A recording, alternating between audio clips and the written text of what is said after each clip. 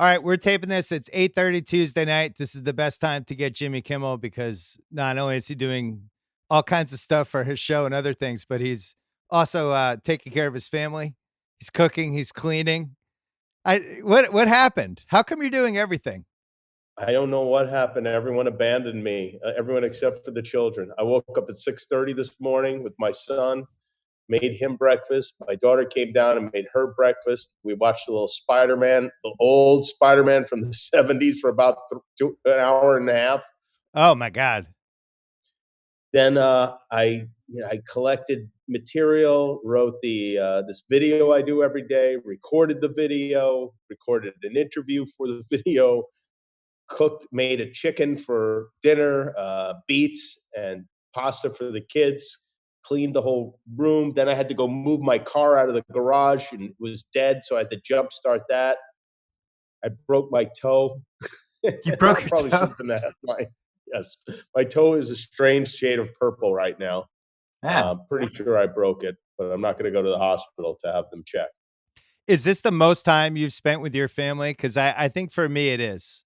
This is the longest stretch I've had just as a unit, unbroken. The only thing comparable is like when we go on a ski vacation and I don't ski and none of us ski. Right. You just sit in a lodge. But there's not as much housework then. What is it like to try to figure out how to have a show when you can't have a show? Because you're doing these little mini logs. What's the destiny of this? Because we might be locked down now for 8 more weeks. Well, it really reminds me of more than anything at the beginning of my career when I would do a radio show and I had no staff every day. So I just I do it. But even then, I had a radio station to go into and professional equipment to record on. And here I've been just talking into my iPad. Well, you and I we're a little similar in that we have a lot of people that work with us, but we're also kind of off on our own in our office, and then people kind of pass through. So we're a little semi quarantined, but not totally quarantined. People come in and out. Now it's like an official quarantine. But I still feel like 80% of my day isn't that different than what it was before, which has made me reevaluate my entire life basically. Oh, see, mine is very different because now instead of people just popping into my office and showing me a video and making edits and doing that like 6 times, sometimes 10 times, I have to download it. I have to look at it. I have to send Ah, back an email. I've got Slack going. I've got emails coming in. I've got something called like Everlane that I look at, and then I'm broadcasting on Cisco. It's a whole thing. what is Cisco? Is that like Zoom?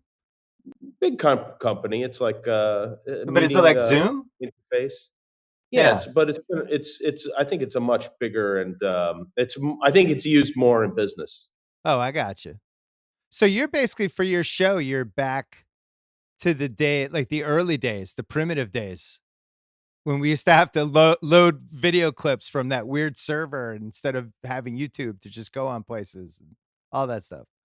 I just realized I've been complaining for like 8 minutes, which is a lot of fun, I'm sure, for people to listen to. But yeah, yeah. When you know what, when cousin Sal first moved to LA, Sal got his law degree and then started working as a real estate attorney. And I just couldn't imagine him working in an office.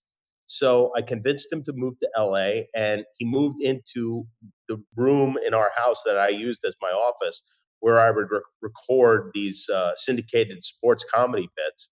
And back then, the modems were like 28.8 if you're lucky, and then I had an ISDN line installed, but it was a crapshoot sending out your minute and a half long recorded comedy bit every day. Yeah. So it would take hours sometimes to send it out. And Sal lived in that room, and Sal and I would record these bits and send them to radio stations all around the country. And now I'm doing the same thing, except without Sal.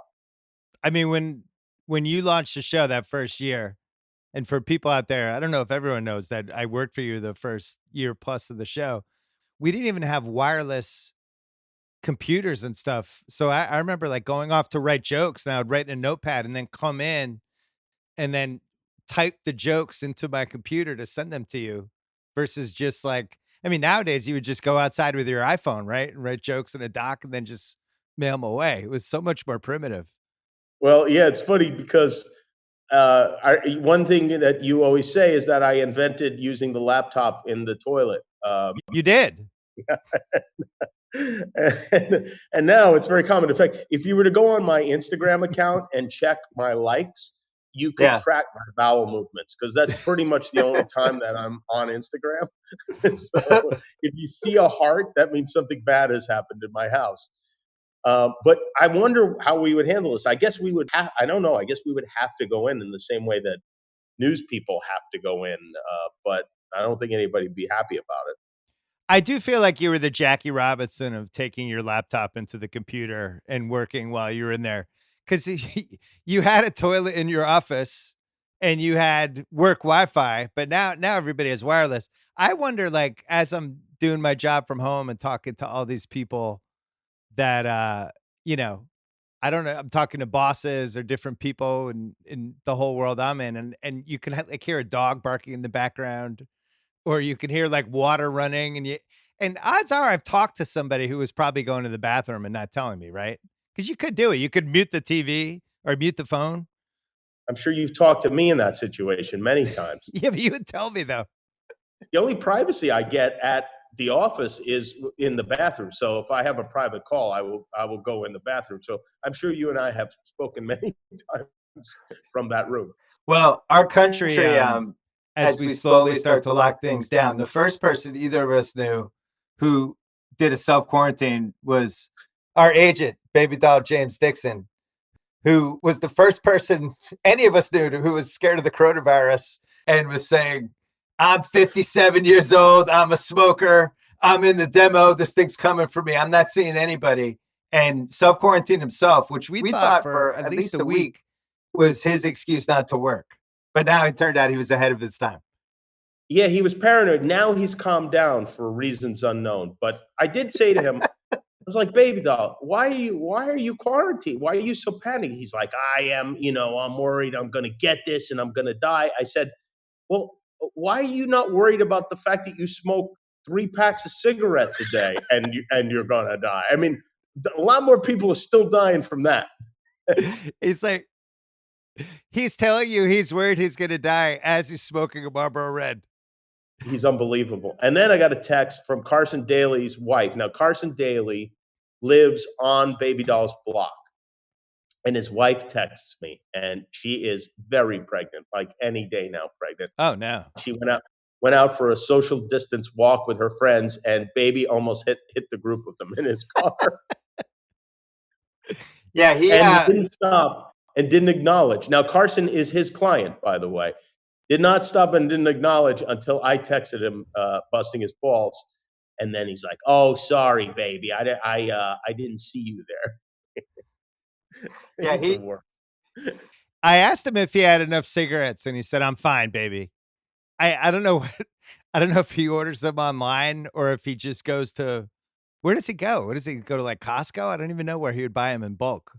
No, he doesn't do anything he goes through a bottle of cologne every week, and you would think that he'd maybe do a little price shopping on Amazon or whatever, or who knows, even Costco to get a lot of cologne. But no, he buys them at a liquor store. He likes to go in the liquor store. He knows everyone there by name. He gives them Christmas gifts. What alcoholic get what non-alcoholic gives his liquor store guy a Christmas gift?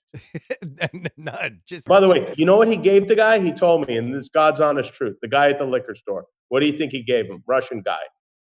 probably like $100. No, bottle of vodka. He probably bought it there and handed it back to They him. just gave it back to him. Oh my God. Well, we were going nuts because he was supposed to fly out. You were taping Who Wants to Be a Millionaire. And this was about a week before everything started shutting down.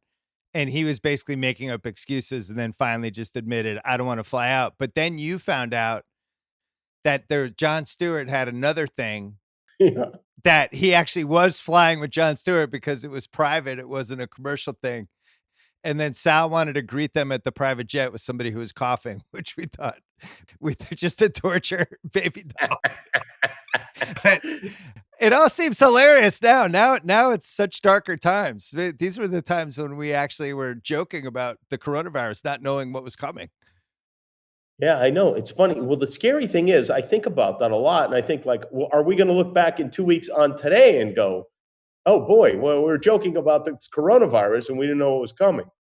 What's been your role in this whole thing? Because obviously people come to you for you're gonna lighten the mood, you're gonna make them laugh, but these are such serious times, and I just like even with this podcast, I'm trying to figure out. You go through this stage of like, people even want to hear a podcast? And if they do they just want to hear us be depressing the whole time, or do they want us to take their minds off things for 20 minutes? So I've kind of moved into I'm just kind of here to take people's mind off stuff for an hour or whatever, right? I decided I'm going to depress people for an hour a day. That's my thing. I don't know. To me, like, there's nothing anyone else is talking about. I went to the supermarket the other day. I was like, all right, we have to have some milk. So I go on this adventure. I'm wearing my grilling gloves, big orange gloves. Now, these gloves are not meant for any place other than the yard, and they are bright orange. And I go into the supermarket with these grilling gloves on, and I go to the butcher, and there's this woman. She's got a mask on. She looks sickly, but I don't know if she is. She's touching every sandwich. She's picking up every sandwich and looking at it to see, I don't know what's in it or how much it costs or whatever. I'm going just berserk standing behind her. Then she finally leaves, and I order chicken from the butcher, and he hands me the chicken, and he goes, "Hey, I just want to tell you, this is the funniest thing."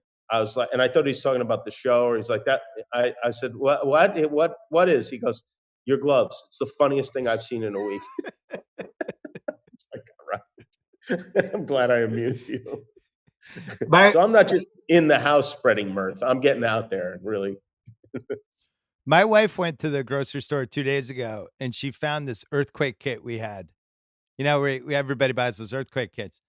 So she has it, and she's like, because we don't have any masks, all the masks are gone, and she's like, "Hey, do you think I should open this earthquake kit to get the mask and the gloves out?" And I'm like, "Yeah, I do. I like, what do we have an earthquake kit for? It's for an emergency. I think this qualifies as an emergency."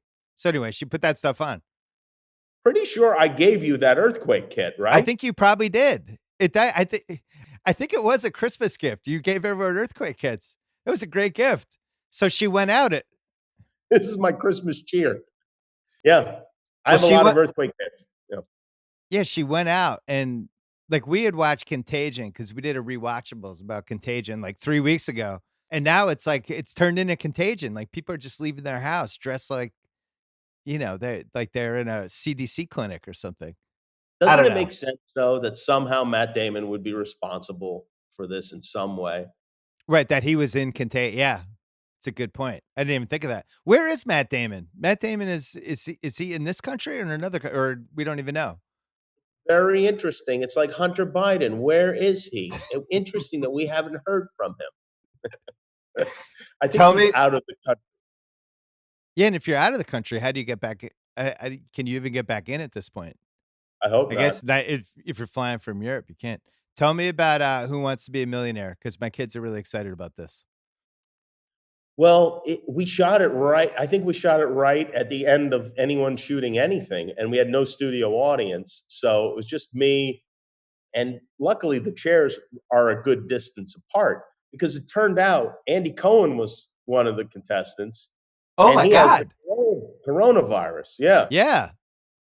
So he was a contestant on the show, and we maybe ghost elbowed, but I didn't shake his hand or anything like that. But he seems to be doing okay, I guess. So I'm sure people it hits them with different degrees of severity, but that was a little weird. But we had a great time though. It was fun, even without the audience. I mean, I think it would have been really great with the audience there, but even without the audience, it's a fun show to be in the middle of. I'm glad. I thought it was really smart to bring it back. I remember 2000, it was I think the year before I got to ESPN, and it became like a phenomenon that summer. And I remember putting everything in my columns. I remember all the people in it, and then ABC just, like, quadrupled down on it, and it was on all the time, and they kinda burned it out a little bit, but now it's been I know it's been syndicated. I know they brought it back in a bunch of ways, but it does feel like it's been a long time since it was on, and I'm ready to watch it again. It's been 20 years since it was on in prime time. Isn't that crazy? Yeah, and I remember the irony of it was I think they passed on Survivor. Remember, like, Lloyd Braun brought them Survivor or Michael Davies or some no, Burnett brought them Survivor, and they ended up passing on it, and then Survivor went head to head against Who Wants to Be a Millionaire and kinda derailed the momentum of some of it. It was the old, "Whoops, we shouldn't have let that one get away," coming back to haunt them, but I think it's I'm still a game show to me are like horror movies or all these different genres that they're never gonna die, they're always gonna circle back and have moments every couple of years, and it just feels like we're ready for a game show to kinda become relevant again. I guess we'll find out. All these game shows do well on ABC, the Family Feud and Yeah, every celebrity edition of everything. But it was fun. I had Hannibal Buress was one of the contestants on the show, yeah. and it was I can't even explain it. It was one of the strangest. I know people over and misuse the word surreal, but we really took a journey into his brain that had no place on Who Wants to Be a Millionaire, and yet it was unbelievably fascinating and hilarious. Some of the comedians on the show were really really funny. Any athletes or no? Let's see. I should have come up with a list. Any athletes? You shoulda had an athlete because, as you know, there could have been some inherent comedy You mean that coulda come besides out. myself? Yes. Yeah, yeah, there could have been some unintentional athlete comedy coming out of that, like a Rob Gronkowski. Yeah, well, no, we didn't have Rob Gronkowski. Maybe the next time around. We actually had to cut it short today, so we didn't get to everybody that we're planning to put on the show. Well, you launched your show January 2003, and I think The Bachelor launches when? Maybe within a year? 2004? Well, wasn't it the Bachelorette first, or was it the No, it Bachelor? was The Bachelor first. It was that guy, Alex Michelle, and Very soon afterwards. somehow The Bachelor feels like it's as big as ever, and it's been around almost 20 years at this point. Yeah, it I is. It's still huge, and it's out. It gets a good rating, but the amount of people talking about is. You have to believe that there are a lot more people watching than there seem to be. Either that, or or I just know everyone who's watching. Yeah, or people who at least know what's going on and could fake it to some degree. Can we talk about let's make this depressing again. Can we talk about the Kobe Memorial, which you hosted? That whole which now that seems like that was a million years ago, and you think about how distraught and destroyed LA was there for 4 or 5 weeks. Isn't it crazy? Yeah. So you get asked to host that. And then how does that how many days before the memorial service do you know you're doing it, and who asked you to do it? Vanessa asked me to do it through the Lakers, through Linda Rambus. I said yes immediately. Not until the day before did I realize it was going to be on television Oh, really? because I don't read the entirety of emails sometimes, and somebody said like, "Hey, do you want to, send the grooming along?" I was like, "No, I don't need it." And they're like, "Well, it's going to be on TV." I said, "Oh, really?" I didn't know that, but I didn't know it was going to be on TV, and it was very moving. And I think just seeing his kids sitting there was really that was tough. Seeing his wife and kids standing on the stage and looking at them was very difficult. I was it was something that never occurred to me, but he was on your show, what, 18 you did the memorial show for him, and he was on the show, I think 18 times or 17 times? Something like that? 17 times on our show, and then there were many other events in which I interviewed him or did things with him outside of the show. Yeah, because when you think about it, you launched the show January 2003. They're still the three-time defending champs at that point, and then he plays for another 13 years. But I remember out of all the appearances he had, I remember the one of the years he won when he brought Adam Morrison on. Oh yeah. Remember that? And everybody just started kinda making fun of Adam Morrison and his reactions, but he had all his teammates out there, and he really was like the dad. It wasn't like a team, it was like watching a dad with his 12 sons, and all of them were like weren't sure when to speak, and Kobe was just orchestrating everything. It was really interesting. Yeah, he and Derek Fisher were the seniors, and it was like Yeah, everyone else was freshmen. yeah. And yeah, he was clearly the center of the team, not just on the court, but personality wise. When did you Yeah. Yeah, Morrison. It's fun when you get a group of players like that. And first of all, they're all in a great mood. But when you hit on something that, or especially you hit on a person that they've been making fun of the whole year long, and it just suddenly rings a bell with them, and they all start dying laughing, and that's Right. basically what happened to poor Adam Morrison. Well, you were the first person who fully realized how funny Shaq was because Shaq was still, he was trying to do Kazam. He was trying to be a rapper. He was trying to be like a spokesman, and it wasn't totally hitting. Like he definitely had a personality, but it was hard to really totally see what it was. And I remember when I got to know you, and you were like, Shaq is the funniest fucking guy. He offered you did a roast, and he offered his cousin $50,000 to take a shit in the stage. Not only that, he offered his cousin $250,000 to shit on the stage while he was a guest on Letterman. No, you know what? The 50,000 was for the Queen Latifah show. He was a Oh, guest on the Queen. I noticed something about him because I saw some thing where he was on video goofing around. I was like, wow, he seems to have a good personality. And then I'd see him in interviews and he's always like this.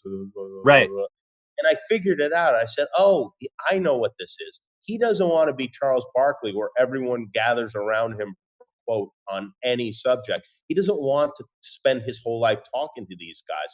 So he's learned that if he gives them nothing, it's kind of like when you walk out of a restaurant half drunk and the cameras from TMZ are there.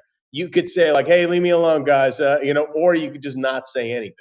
Right. If you don't say anything, they don't really have anything to show. So you keep quiet. I think that was Shaq's philosophy. And then over the years, when suddenly basketball wasn't his primary thing anymore, he revealed himself to be. But he's hilarious. I mean, I went into a hotel with Shaq once across the street. We're doing some prank on somebody, and the two of us are walking through the hotel, the one right across the street from the show. And people were like, "Oh my God, what?" Of course, you can't miss him. And he told everyone that he just bought the hotel, and all the employees were like, "Oh my God, this is great." He's well, and they're introducing themselves and their positions to him. I also drove him over there, and at the time I had like a BMW SUV, and a decent sized car, but he couldn't fit in the front seat. He had to lay across the back seat. So I drove like I was his Wow. chauffeur.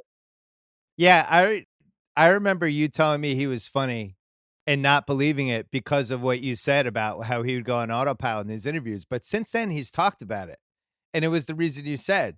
It's like the Bill Belichick thing, where you're just like, "I'm just gonna not give you guys anything," and you kind of eventually, everybody just gives up, and then your life is peaceful from that point on with the press. It is really smart.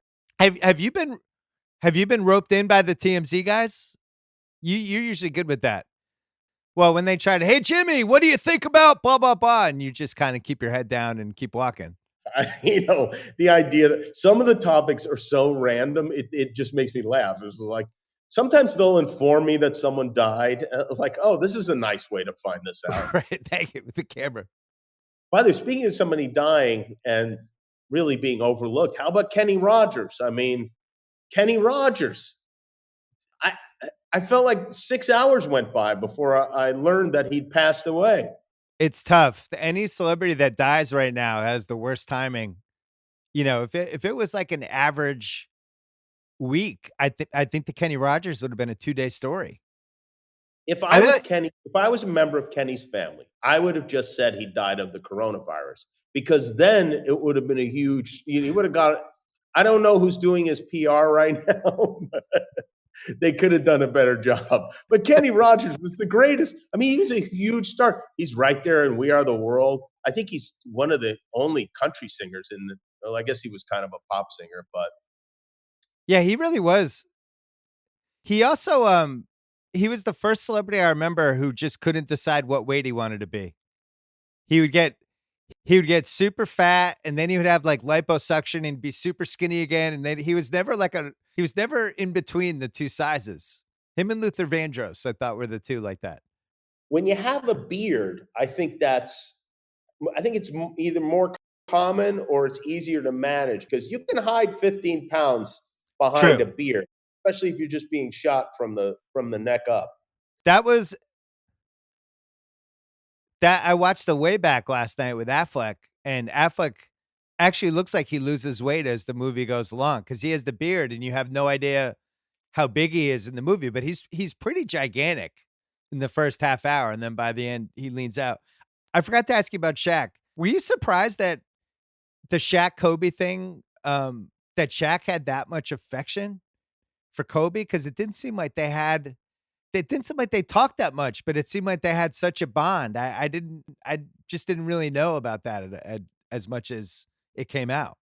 Well, you know how that goes. You don't have to talk to somebody that much, especially with somebody you know for a long time to have a bond. And I also think that when deep down you do like someone or love someone, but a lot of your relationship is contentious, that it can hit you pretty hard when you realize like, oh, there's nothing I can do now to make that Right. right. Can't fix it. But one of the most fun things to watch was when they sat down and talked to each other. Oh, and NBA TV. Yeah. Yeah. I mean, Yeah. that was just fascinating.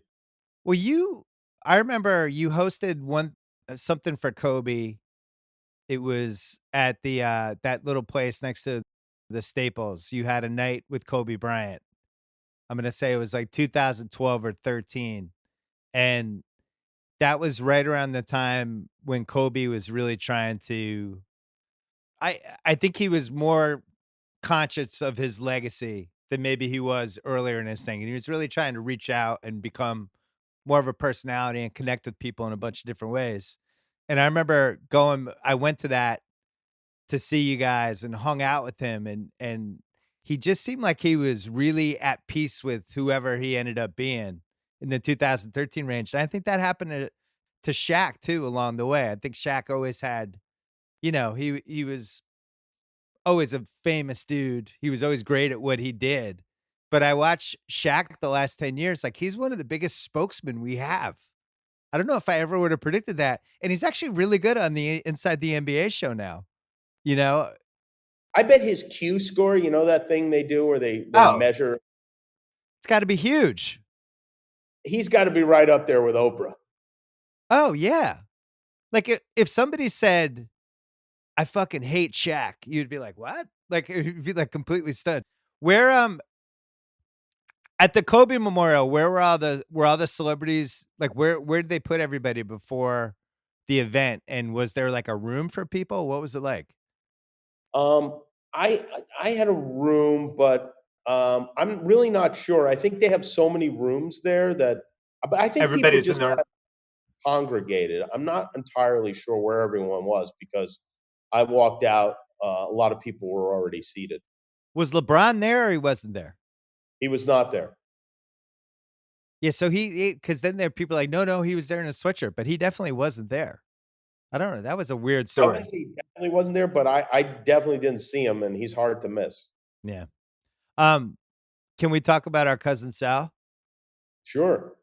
Have you ever been more concerned about him, uh, his mental state and just what he's doing day to day than right now? Because he's never been able to not gamble for really the last 35 years. Do you really think he's not gambling? He's not found something to bet on? I mean, he's So, probably got he's probably got his kids fighting each other in the basement. like human cockfights. Yes. I just I think it's when somebody like has an abuse problem and they hide it from people who care about them.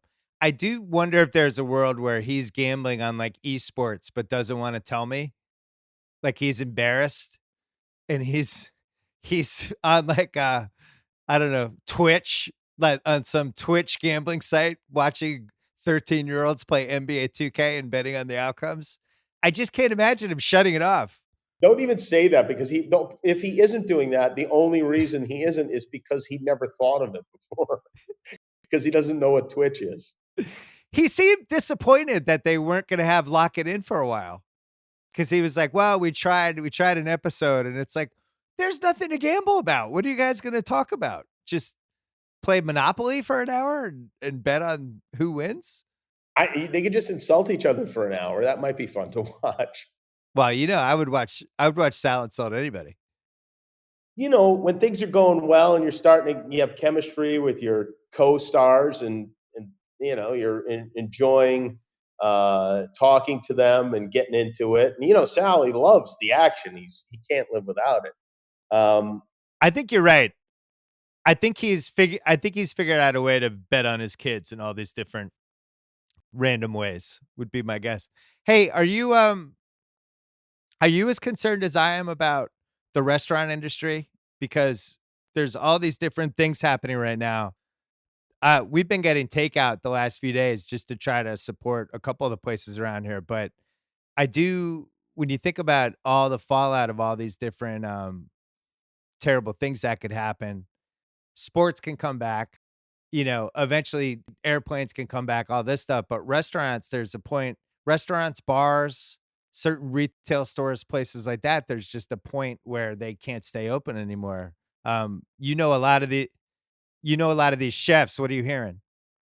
It's grim. It's very bleak, and these guys are devastated because if a lot of them have had to close, and most of them have had to lay off 95% of their staff. And these are people that they work with every day. They're friends, they're family members. They're very close to these people, and I do hope that. I mean, thank God people are delivering food. I personally have had a hard time getting.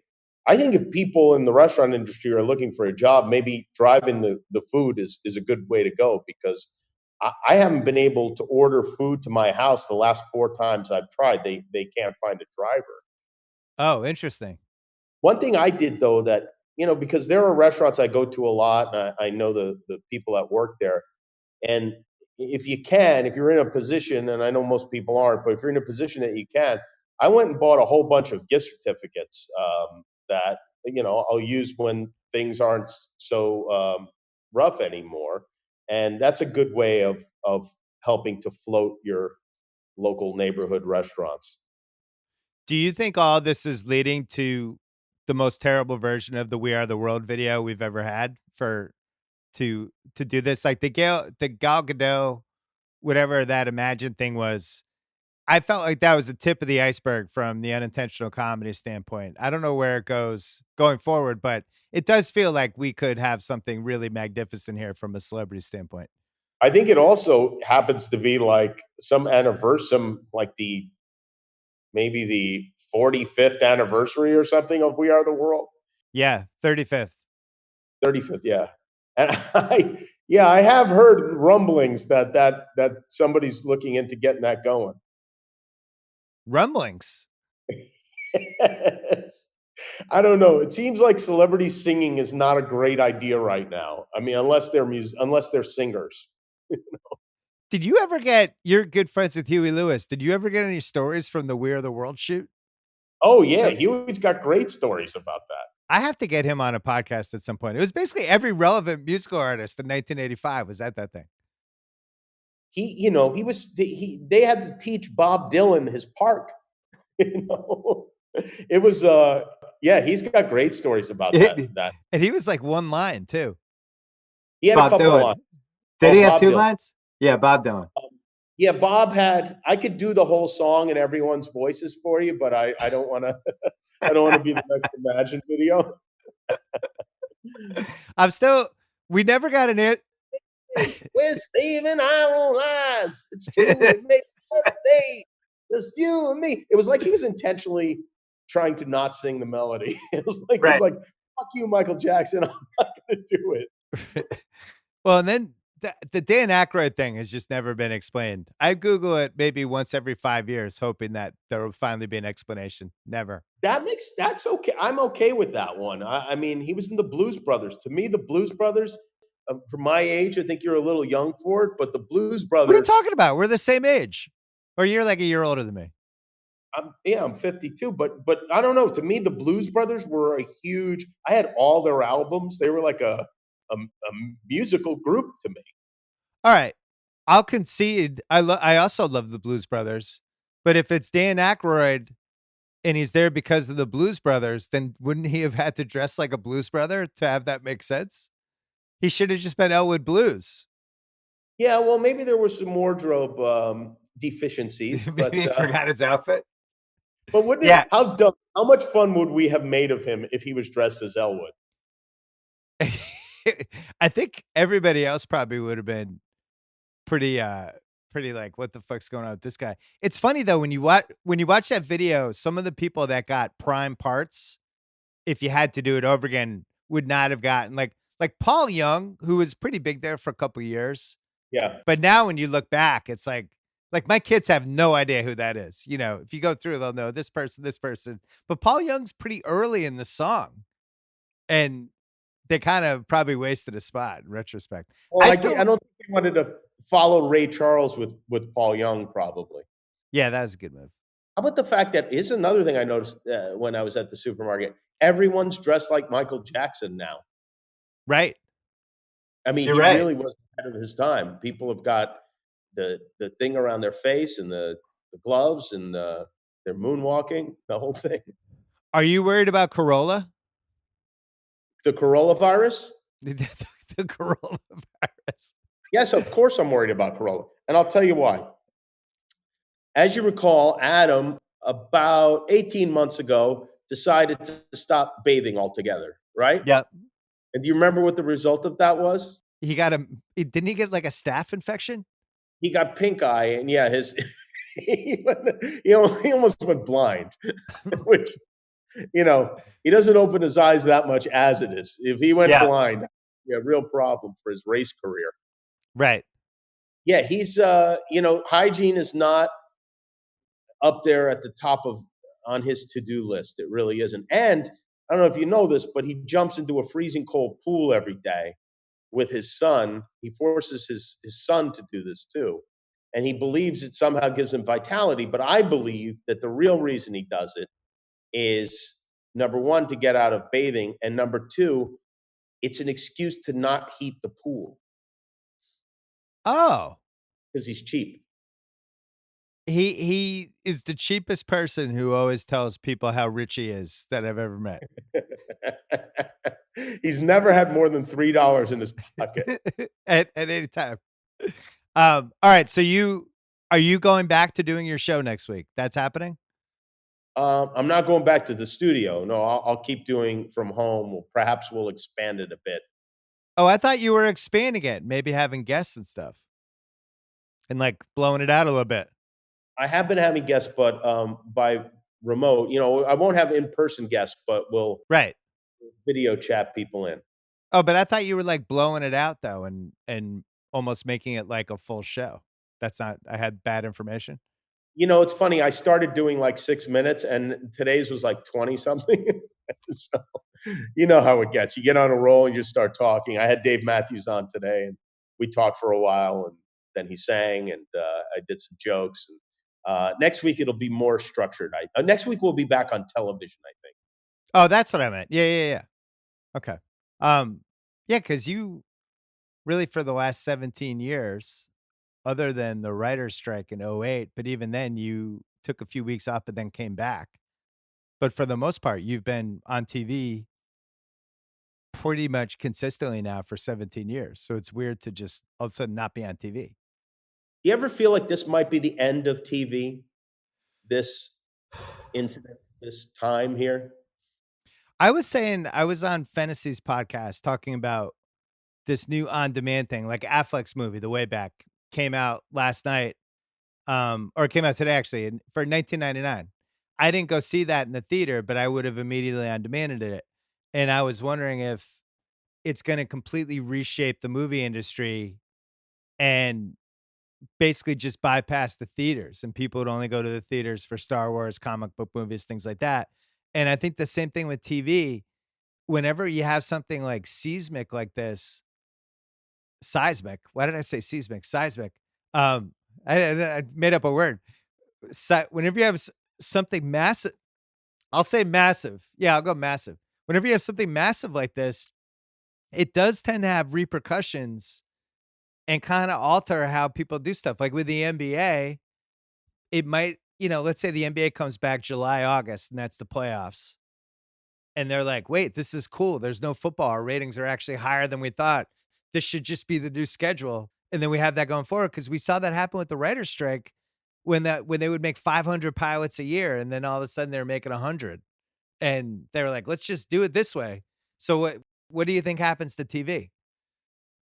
I just think that people have, the late night shows, various mediums. Like the other night that DJ Nice was on Instagram, right? And everyone started texting me like, "Oh, you gotta watch this. You gotta listen to this. You gotta get on." And like, they're playing New Edition. You would love this. It's weird. Just people that I don't even hear from that much were specifically telling me I should be watching this. And it occurred to me that if I was getting, six text messages about something like this, that there must be millions of people watching. And I mean, the idea that millions of people are tuning in to watch a guy play records and kind of like dance along with it is pretty great and pretty unusual. Right. He's not like he's a household name either. And I just think that this is going to become the way things go. And it's interesting how many people, like, of course, people like to say stuff, but people are like, "Oh, I like this, you doing this from your house better than, doing it from the studio." And, if enough people feel like that, who's going to pay for a studio? Who's going to pay for Right. all this? Well, one thing I was thinking watching CNN, and they would have these experts who can't come in the studio, and they're on video that's just basically looks like the Zoom thing we're shooting right now for this podcast. And guess what? It's fine. It's like I'm not watching it going, "Oh, I don't know if I can watch this. The video stream's not good enough or the picture's not clear enough." It made me think like the YouTube, TikTok, Twitter, Instagram era has dropped our standards anyway with video resolution and just what we're used to seeing. And so for something like your show, maybe the future of that show isn't the structured guests coming out, everything looking awesome. Maybe you could experiment more and just have guests popping in for 2, 3 minutes from all over the place. And it's just way more unpredictable and weird. I don't know. It's similar, I think, in a way to what happened to FM radio once podcasts and of course streaming music became a thing. It's like there was a way. I was in radio for 12 years, and there was a way we did it. The highest ad rate was from 6 to 10 a.m. in the morning. The biggest show was on at 6 to 10 a.m. in the morning. You always had your personalities. That's where all the talking happened. The Yeah. music kicked in at 10 a.m. while people were at work. There was certain like 13 minutes of commercials per hour, 4 breaks per hour. It's just how it went. And then all of a sudden, podcasts come along, and it's like, I'm going to talk for as long as I feel like talking. Every once in a while, I'll mention a product, and I'll do it in an organic way. And it's totally different from there's a way things are done, and people keep doing things the way they are done until something forces them not to or teaches them not to. And in this case, maybe we just all suddenly learned at once that there's a different way to do things. Yeah. You could even do like Wednesdays, you just do the show from from where you are right now. Who knows? Or like on Thursdays, I could complain about my toe for 40 minutes. That would just be Adam Carolla's podcast. You can't do that. If it's just you complaining about one thing for 40 minutes, he's already claimed that territory. Yeah, I don't know. I'm really, it's hard to find any silver linings with all the terrible stuff that's happening these days, but I don't know. I'm a generally optimistic person. Here's the And silver lining. yeah. Uh, I'm giving my maid a raise 100% when she comes back because I had no idea what this poor woman is dealing with. and also, um, we need to eat out. We need to keep eating out. I don't know if that's a silver lining, but I think it's important, you know. Well, I wonder what was it, World War II, when they called it the baby boom, when all those soldiers came back from war and there's just a whole bunch of babies. I wonder if this would be the corona divorce boom. All these couples that were forced to spend all this time together, and there's just going to be a skyrocketing divorce by the time this is over. Could happen. I think that will happen, and not just because of spending a lot of time together. And I think also there'll be a baby boom as well. But I think that um, for me, when I got divorced, it was not. I made that decision not long after 9/11, and it was part of it was just kind of a realization that life is not long. Yeah. You should try to enjoy it. There you go. This is a good way to end end the interview, end of the podcast. Do we do When it parents corner, or do you want to? Oh, let's do. You want to do a parent corner? Let's go. You do it. Go. Well, my son especially is either dressed as Spider-Man or naked all the time, and we like him to put on some pants. So I said to him, I was like, "Hey, buddy, come on, you got to put some pants in." He goes, "I don't need pants. All I need is my penis."